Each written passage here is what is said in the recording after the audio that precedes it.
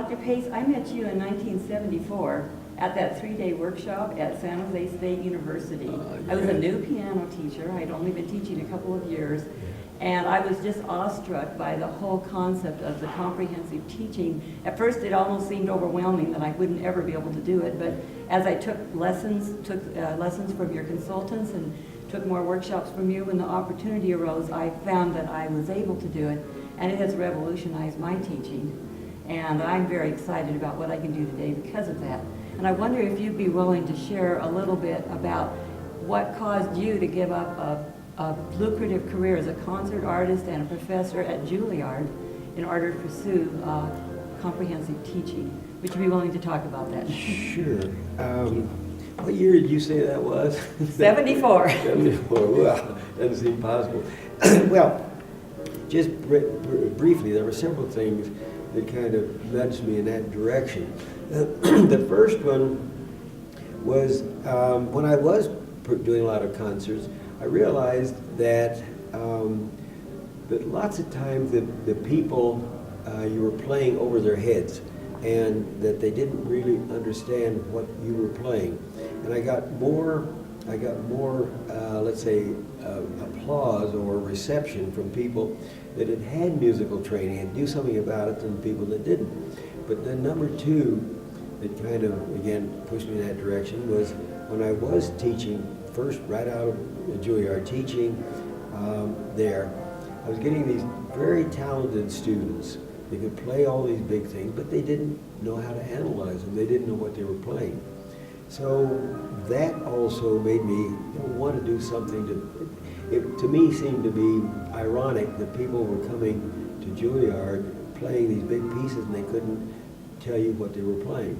So at any rate, I set up this studio in Westchester County, Scarsdale, and what I wanted to do is to try two groups of students. One that had the traditional private lesson, one-on-one, just usual thing that we get, playing recital pieces.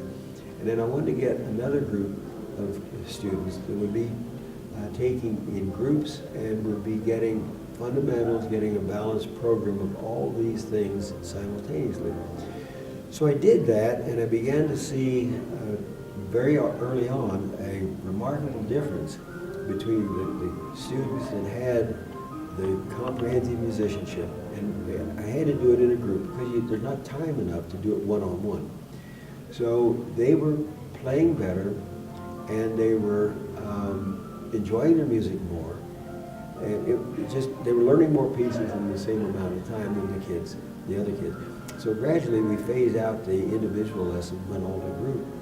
And then as I was teaching at Teachers College, one of the stipulations there in my contract was that I could continue to work with and to teach children. I didn't want to get in a rarefied atmosphere of just working with graduate students. I wanted to work with kids of all ages and adults and so on. So that's why we set up the Community Music Center at Teachers College, where I could teach students of all levels. Then I needed to get into what do you teach them? What's your curriculum? And the curriculum was, from the very beginning, teach them bits of everything. Your fundamentals, your ear training, your sight reading, your improvisation, all related to the music that they're studying. And then develop a technique that is expressive that can allow you to get those things, to play them. So that's, in a nutshell, that's how it all came about.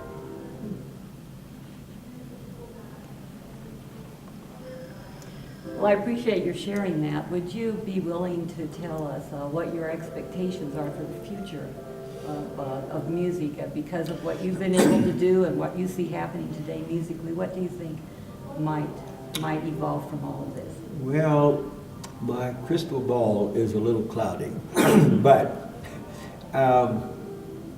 I can remember, and this was before I saw you and they had you in that seminar. Before that, I was on this committee appointed by President Kennedy. There were 4 of us to make a study of music. And one of the people we had coming in to help us to kind of analyze the situation, what could we expect, what would we need to work on to. get more people to understand and be musical. We had Leonard Bernstein, who was then the director of the New York Philharmonic. I had him come in, and I asked him what percentage of American people were musically literate. And I defined that as being able to sight read something on their own. He looked at me and said, probably less than 2%. Wow. Now, I wish I could tell you that that had all changed, but it hasn't really. We still have a very, say, low percentage of literacy, high percentage of illiteracy, what it is. The crystal ball is this.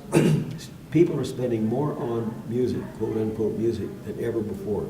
It's millions of dollars on all kinds of going to musical, activities, so forth. Now, I'm defining everything from rock concerts to philharmonic, musical.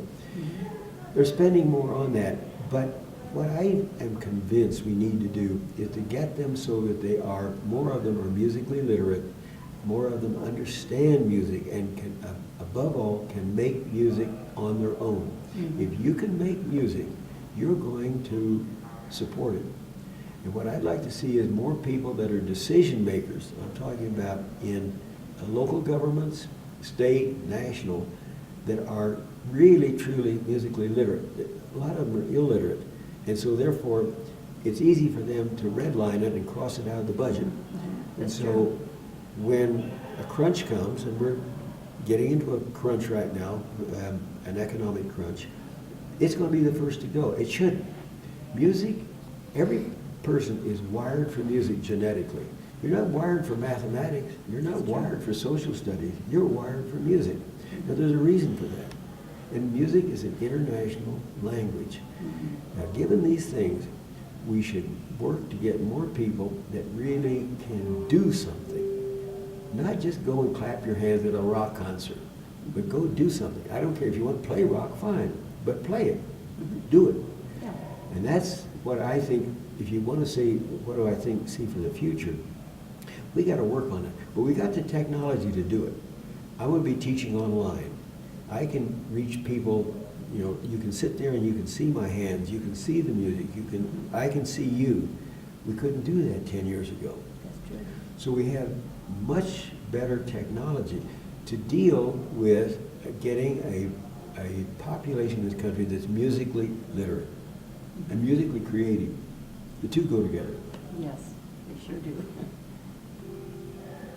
Well, I thank you for having this interview with me, and we hope to share it with a few people. I just want to say one other thing in Mhm. conclusion here. You have here in Denver, in the Denver area, a group of teachers that are really unique. Wow. This group of people, all the rest of them that work together, I'm talking about the pace setters, they share ideas. They're not in competition with each other, but they are reinforcing each other. And that's what we need to do, is to help each other so we can do the same thing with our students. When we get kids together, they're not trying to cut each other out. There's too much cutthroat competition in this country. Yes, it is. What we need to do is to get in things where everybody can be a winner. Mhm. Those students today, every one of them were winners. Mhm. They could do something that was good.